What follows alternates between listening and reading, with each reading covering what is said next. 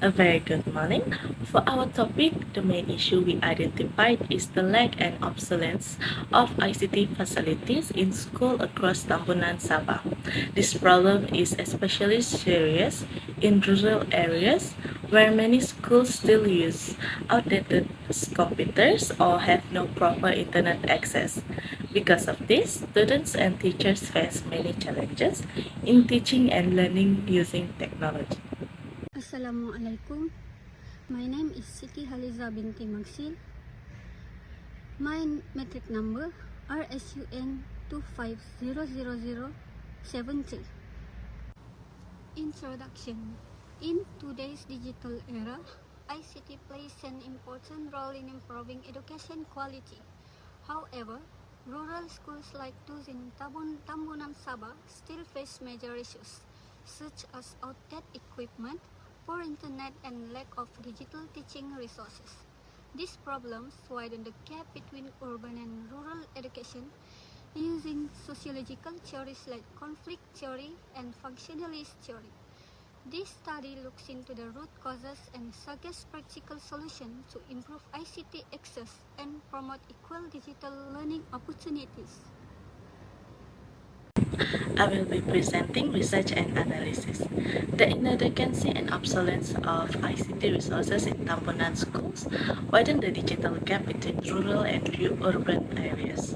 Issues like outdated computers, limited internet, and inefficient digital materials affect teaching and learning quality. According to conflict theory, this highlights systemic inequality in resource allocation as stated by Fu and Talib in 2024. Urban school gets better access while rural ones are neglected, supported by Timo's findings in 2023. Functionalist theory explains that education equips individuals with skills for society based on Nickerson's 2024 explanation. Meanwhile, symbolic interactionism suggests that under-resourced students may feel inferior towards students from urban school, which in result can harm their self-esteem and decrease their motivation. Teachers in these areas struggle to implement modern teaching methods and are forced to rely on outdated lessons. Therefore, a holistic solution is needed, one that improves infrastructure, shifts education policy, and empowers communities to ensure equal education for all. Next is intervention strategies.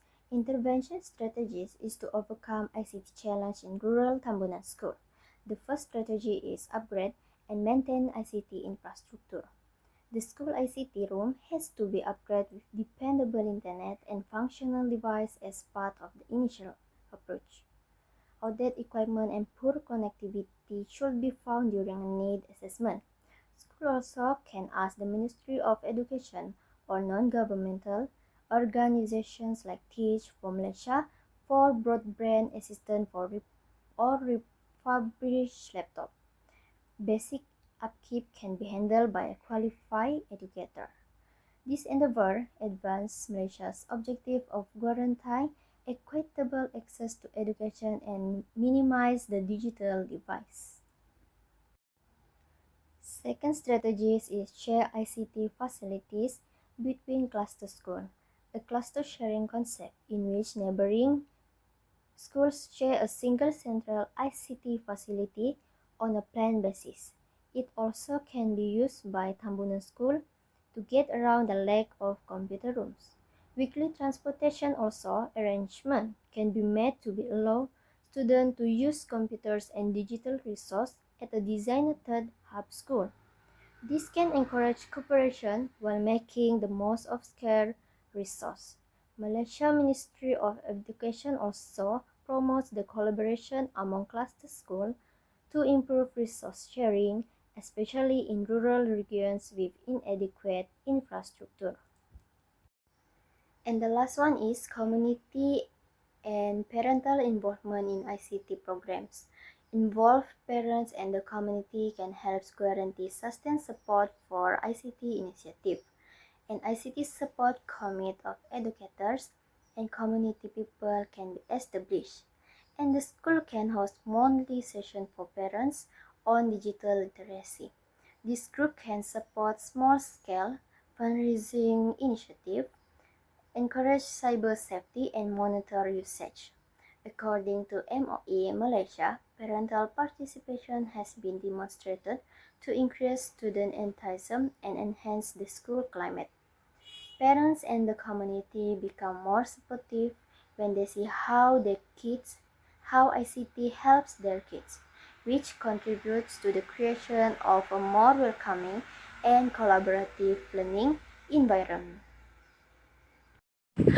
Next, for implementation plan, ICT efforts in Tambunan schools should follow a 12-month plan that involves all stakeholders. In months 1 to 3, school leaders will conduct a needs analysis to identify outdated devices and internet issues.